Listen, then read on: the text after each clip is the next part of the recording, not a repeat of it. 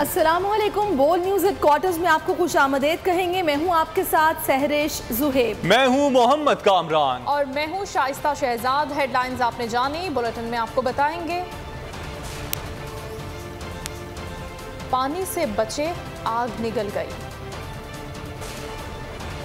खान की घन गरज।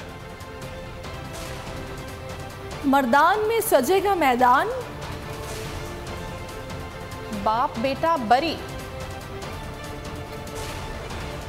और सईद गनी निशाने पर। सबसे पहले अफसोसनाक खबर है, पानी से बचने वालों को आग ने आ लिया। नूरियाबाद M9 मोटरवे पर बस में आग लग गई। 17 अफराद जान बहक हो गए। कई अफराद झुलस कर जख्मी हो गए। पुलिस के मुताबिक झुलसने वाले तमाम अफराद सैलाब मुतासरीन थे जो कराची से वापस अपने इलाकों को जा रहे थे। मोटरवे पुलिस के मुताबिक मुसाफिर बस कराची से खैरपुर नाथिनशाह जा रही थी। बस में ज़्यादातर मुसाफिर सैलाब मुतासरीन थे। नूरियाबाद के करीब बस के एयर कंडीशन यूनिट में आग भड़क उठी। मोटरवे पुलिस का कहना है कि मुमकिन तौर पर एयर कंडीशन यूनिट में आग शॉर्ट सर्किट के बाइस लगी, जिसने देखते ही देखते पूरी गाड़ी को लपेट में ले लिया और बस मुकम्मल तौर पर तबाह हो गई। कारी टीवी के मुताबिक आतिश ज़दगी के बाइस 10 अफराद के जाँ बहक और मुतादिद के जख्मी होने का इम्कान है। आग लगने के बाइस कुछ मुसाफिर गाड़ी से उतर गए थे। इसी सारी सूरत हाल पर बात करने के लिए इस वक्त हमारे साथ मौजूद हैं बोल न्यूज़ के नुमाइंदे अरमान अली अब्बासी। उनसे ही बात करेंगे। ताहम आपको बताते चलें कि नूरियाबाद M9 मोटरवे पर बस में आग लगी और इस आग के नतीजे में 17 अफराद जाँ बहक हो गए हैं और बहुत से ऐसे अफराद हैं जो कि झुलस कर ज़ख्मी भी हुए हैं। पुलिस का इस हवाले से बताना है कि झुलसने वाले तमाम अफराद का ताल्लुक वो सैलाब मुतासरीन थे और जो कराची से वापस अपने इलाकों को जा रहे थे। नूरियाबाद M9 मोटरवे पर बस में आतिश ज़दगी का वाक़या पेश आया और इस वाक़े के नतीजे में 17 अफराद जाँ बहक हुए हैं और कई अफराद झुलस कर ज़ख्मी भी हुए हैं। पुलिस का इस हवाले से बताना है कि झुलसने वाले तमाम अफराद सैलाब मुतासरीन थे और ये अफराद कराची से वापस अपने इलाकों को जा रहे थे। अरमान अहमद अब्बासी से इस हवाले से मज़ीद तफसीलात देते हैं। अरमान, बताइएगा सबसे पहले कि आग लगने की वजूहात क्या सामने आई हैं?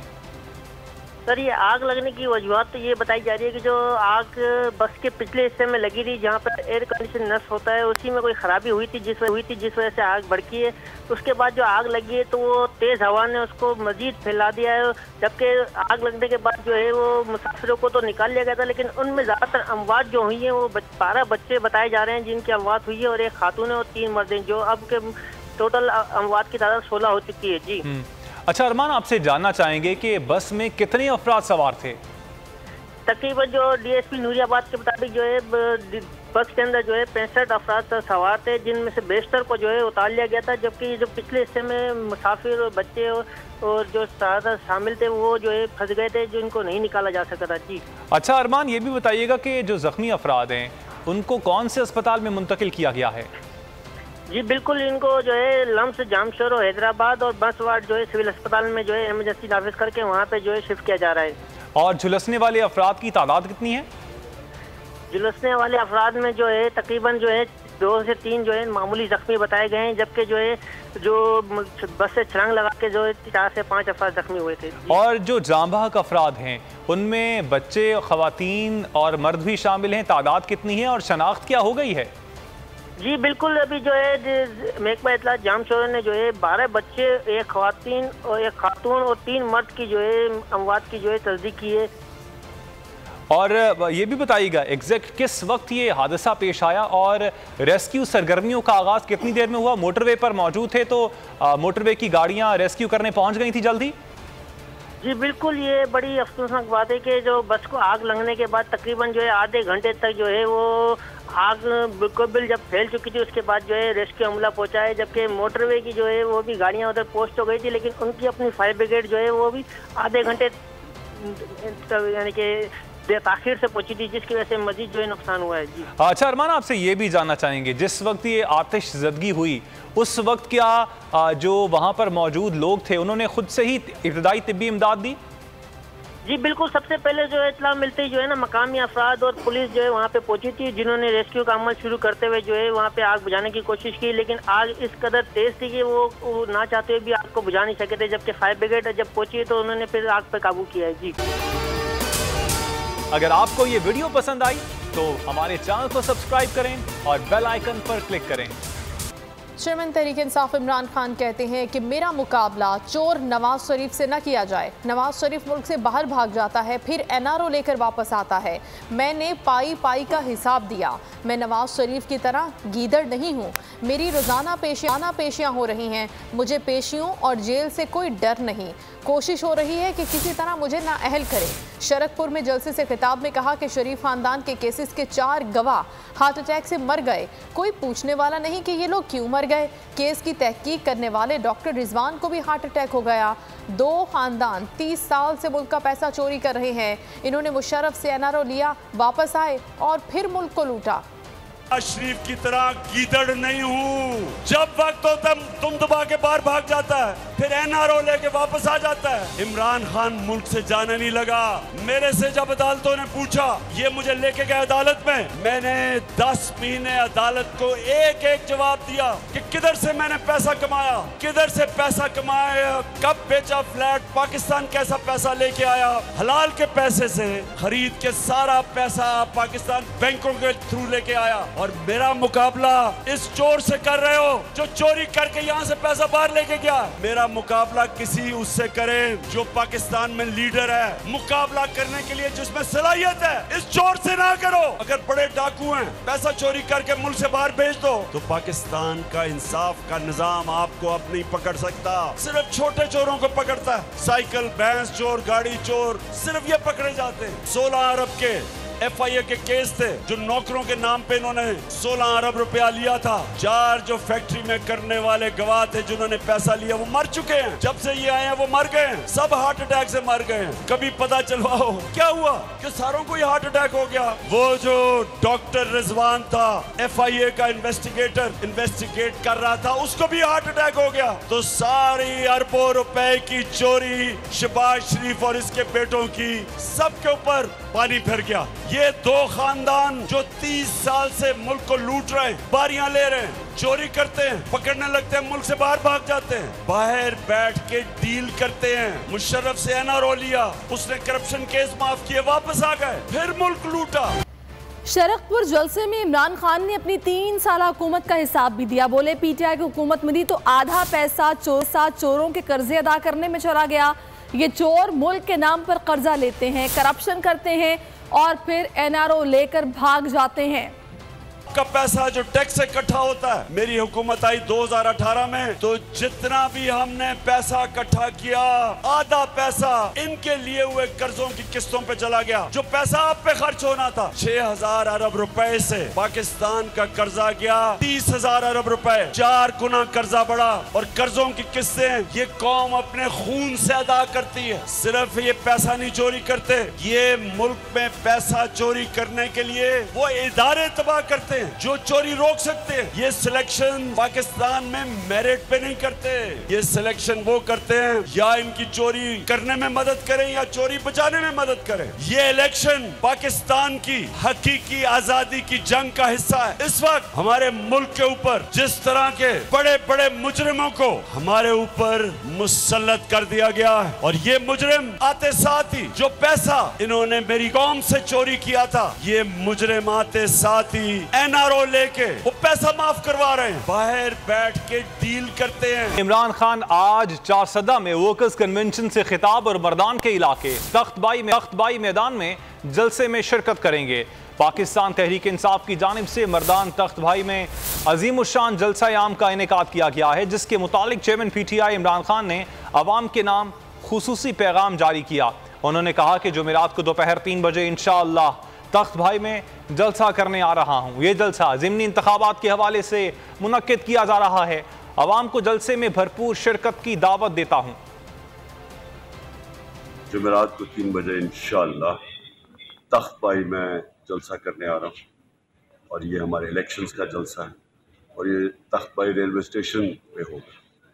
तो मैं आप सबको दावत देता हूँ जलसे में आएँ और शिरकत करें। क्योंकि ये सिर्फ इलेक्शन की भी बात नहीं मैंने कर दी, हकीकी आज़ादी की जो हमारी जहाद है उसकी भी मैं आपको बात करूँगा। तो आपसे मुलाकात होगी। लाहौर में इमरान खान ने मसरूफ दिन गुजारा, कई तकरीबात में शरीक भी हुए, मार्च के लिए कारकुनों को तैयार किया। वज़ीर आला हाउस में यहाँ मुलाकातें भी की। सहाफ़ियों से बातचीत में कहा कि उनके 3 साला दौर का मवाजना शेर शाह सूरी से नहीं हो सकता। शेर शाह सूरी से आधी ताकत में मिल जाती तो बहुत कुछ कर सकते थे। पहले खिलाड़ियों को वार्म अप का मिशन, इमरान खान का दौरा लाहौर, एक दिन में कई खिताब, कई मुलाकातें। इमरान खान ने ISF के नौजवानों से हल्फ भी लिया। माशाल्लाह जुनून आपका मैंने देख लिया, और जो बाकी जुनून है जब मैं कॉल दूंगा तब मैं देखूंगा कि कितना जुनून है आप सब में।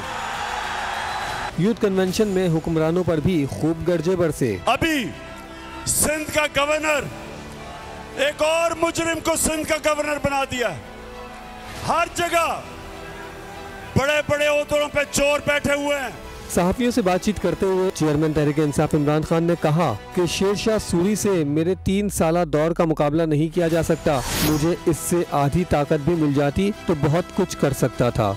यह इख्तियार मेरा था और हुक्म कोई और दे रहा होता था। हम चोर पकड़ते थे, पता चलता था वो किसी और से मिलाया है। इमरान खान ने वजीर आला हाउस में मोहनिस इलाही इमरान खान की गाड़ी ड्राइव करते हुए ऐवान वजीर आला पहुँचे। उन्होंने चेयरमैन PTI से मुलाकात में सियासी मामलात पर बातचीत की। लॉन्ग मार्च की तैयारी में खवातीन भी मर्दों से पीछे न रहीं। तहरीक इंसाफ जिला मुल्तान की रहनुमा गुलनाज काशिफ और दीगर खवातीन की मुनफरिद तैयारी, कपड़ों का बैकपैक, चूड़ियाँ, फेस पेंटिंग, पार्टी और पाकिस्तान के झंडे तैयार कर लिए। देखिए मुल्तान से जावेद इकबाल अंबर की रिपोर्ट।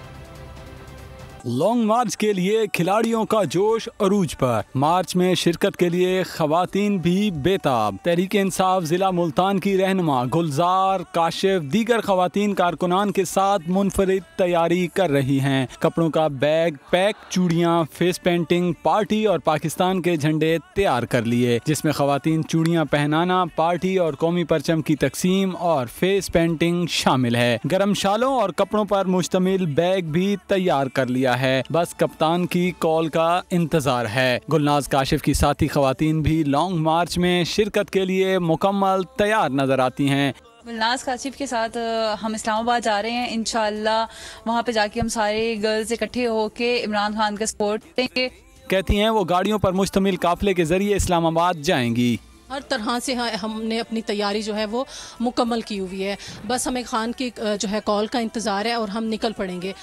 लॉन्ग मार्च की मुंतजिर खवातीन का कहना है वो बड़ी तादाद में निकलेंगी और इम्पोर्टेड हुकूमत को बता देंगी कि वो सनफे नाजुक नहीं बल्कि सनफे आहिन है। कराची में बल्दियाती इंतखाबात पर एक बार फिर ताखीर की तलवार लटकने लगी। सिंध हुकूमत का इलेक्शन कमीशन को खत, बल्दियाती इलेक्शन 3 माह के लिए मुलतवी करने की दरख्वास्त कर दी। खत में कहा गया है कि अगर मुलतवी करने का फैसला नहीं होता तो इंतखाबात 2 मरहलों में किए जाएं। बल्दियाती इंतखाबात, शिकस्त का खौफ या सिक्योरिटी खदशात, सिंध हुकूमत एक बार फिर इंतखाबात के इल्तिवा के लिए मैदान में आ गई। इलेक्शन कमीशन को खत लिख दिया। हुकूमत सिंध के खत में कहा गया कि कराची में बल्दियाती इलेक्शन 3 माह के लिए मुलतवी किए जाएं। अगर दोबारा मुलतवी करने का फैसला नहीं होता तो इंतखाबात 2 मरहलों में कराए जाएं। पहले मरहले में कराची के 3 अजला में इंतखाबात कराए जाएं। दूसरे मरहले में 4 अजला में बल्दियाती इंतखाबात मुनक्किद कराए जाएं। खत में कहा गया है कि इससे सिंध हुकूमत को वसाइल की दस्तयाबी में मदद मिलेगी। इस तरह कराची में बल्दियाती इंतखाबात पुरअमन और शफाफ अंदाज से होंगे। इस्लामाबाद हाई कोर्ट ने PTI फंडिंग केस में इमरान खान की हिफाजती जमानत मंगल तक मंजूर कर ली। 5000 रुपए के मचल के जमा करवाने का हुक्म दिया गया। कोर्ट के बाहर मीडिया से बातचीत करते हुए इमरान खान ने कहा, अगर तमाम पार्टियों के फंडिंग केसेस साथ सुने जाएं तो सिर्फ PTI बाइज्जत बरी होगी, लेकिन चीफ इलेक्शन कमिश्नर नून लीग के घर का आदमी है, वो हुकूमती जमातों के केसेस पर कार्रवाई नहीं कर रहा। हुक्मरानों की ख्वाहिशें पूरी न हुई, इमरान खान को हिफाजती जमानत मिल गई। इस्लामाबाद हाई कोर्ट ने मंगल तक जमानत की दरख्वास्त कबूल कर ली। समाअत के दौरान जस्टिस अतहर मिनुल्लाह ने कहा, इमरान खान 3 बजे आ जाएं, लेकिन वकील की दरख्वास्त पर चेयरमैन PTI को आधे घंटे के दौरान अदालत आने का कहा गया और इमरान खान पेश हो गए और जमानत मंजूर कर ली गई। सिर्फ एक पार्टी की लीगल पॉलिटिकल फंड रेजिंग है, उसका नाम है तहरीक इंसाफ। बाकी सारों की 2 नंबर। और अभी तक अफसोसनाक बात यह है कि जो चीफ इलेक्शन कमिश्नर है ये उनकी फंडिंग के सामने लेके आ रहा, जबकि हाई कोर्ट ने कहा हुआ कि सबकी इकट्ठी सुननी चाहिए। ये इसलिए नहीं कर रहा क्योंकि ये उनका घर का आदमी है। पीटीआई फंडिंग केस किस अदालत में चलना चाहिए, अदालत में इस मामले पर भी बात हुई। चीफ जस्टिस ने एडिशनल अटॉर्नी जनरल से पूछा कि ये FIA का केस है, आप